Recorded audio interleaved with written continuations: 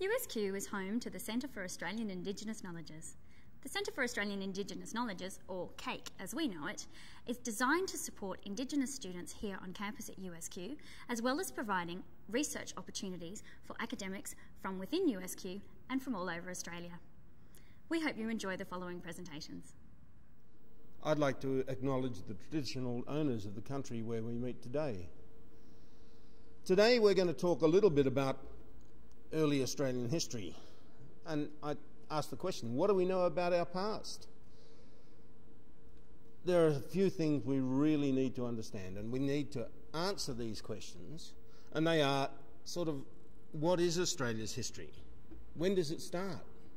Who are Australians? What are our origins? So, when did Australia start?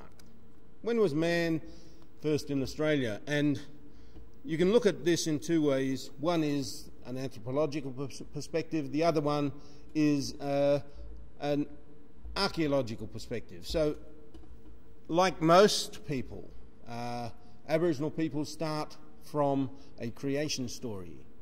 But we do know that there are reports of human occupation in Australia at least 100,000 years ago, though some of these are in dispute. We know that Australians includes all of us, and also that we come from very, very, very varied backgrounds. We have a number of people who are from Europe, we have people from India, Asia, Africa, but of course the original Australian inhabitants are the Aboriginal people, and we came probably from the Southeast Asian area, and we have been here at least 40,000 years. Now, you probably have all heard about 40,000 years. In reality, that's an artificial construct because it really is about carbon dating, and carbon dating only works to 40,000 years. But if we look at other ways, then we have evidence of man's occupation of Australia for at least 60,000 years. It's likely that man entered Australia in the northwest of Western Australia and the north of what is now the Northern Territory.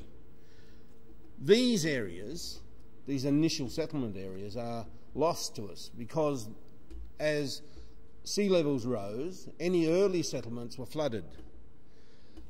How did people get here? They didn't come across a land bridge. In Australia, we are probably the earliest transoceanic migrants. We crossed a number of deep channels as we came through the archipelago, which is now Indonesia. Some of these were up to 90 kilometres wide, and most of them quite deep.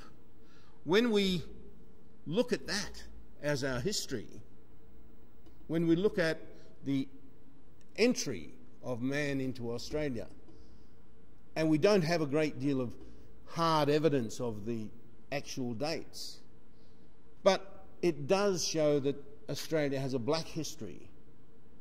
We have been here a long time, and if we look at some of the evidence, then Gurdeep Singh investigating drill cores in the Lake George area of New South Wales suggested that about 126,000 years ago, random fire events became regular.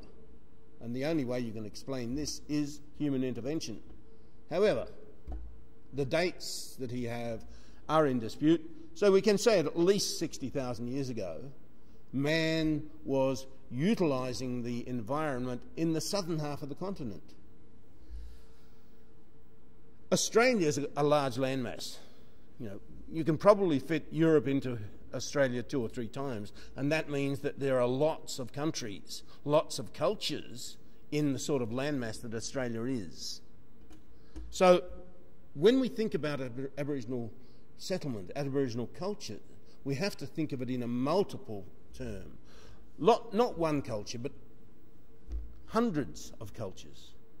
And each culture had its own place. Each culture had its own specific creation story. And many of these include ancestors coming across the sea. Doesn't happen too much in the middle of Australia because for natural reasons, but others have man springing from the earth, much as you have in a lot of creation myths around the world, including Genesis. Aboriginal stories, Aboriginal dreamings as they're called,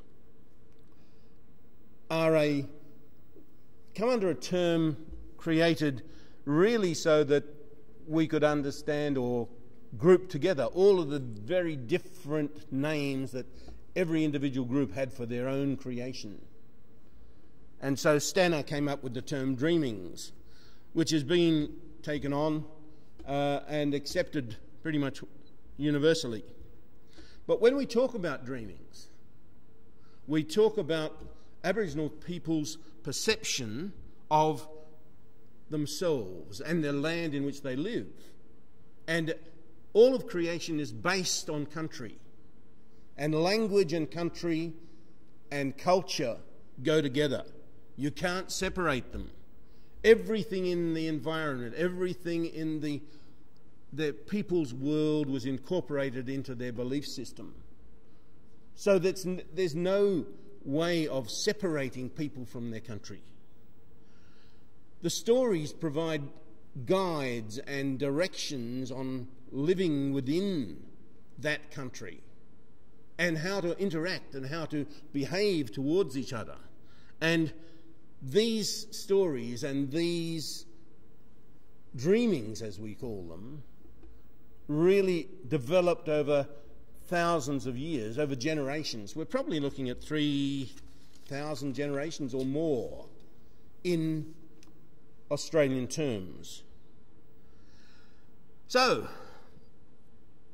about 20 to 30,000 years ago, or even less maybe, as the seas rose, some of the land became islands, and the Torres Strait Islanders moved from Melanesia into the islands of the Torres Strait. On the Australian mainland, Aboriginal people continued to exist as they had for hundreds of years, thousands of years. And then we started to get foreign visitors. Early visitors were probably the Macassans, the Indonesian fishermen, who came to the area to trade, to fish, and did so over many, many generations. And Indonesian words are incorporated in some northern Aboriginal languages.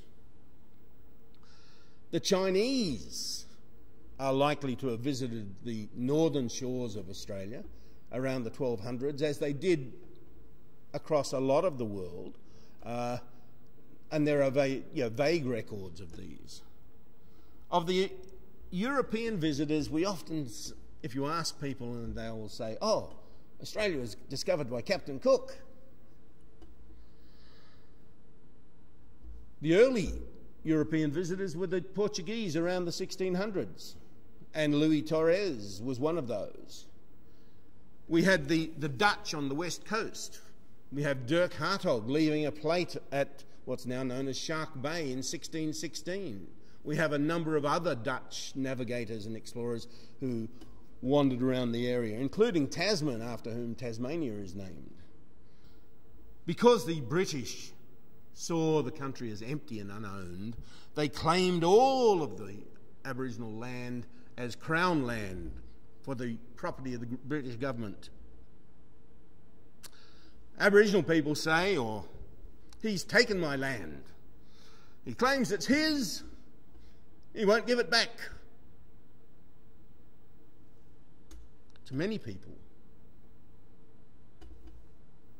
the arrival of the British was seen as the start of Australian history, and this was something which was perpetuated even in universities until the 1960s.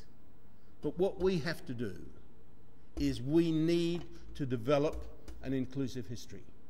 We must all be part of Australia's history.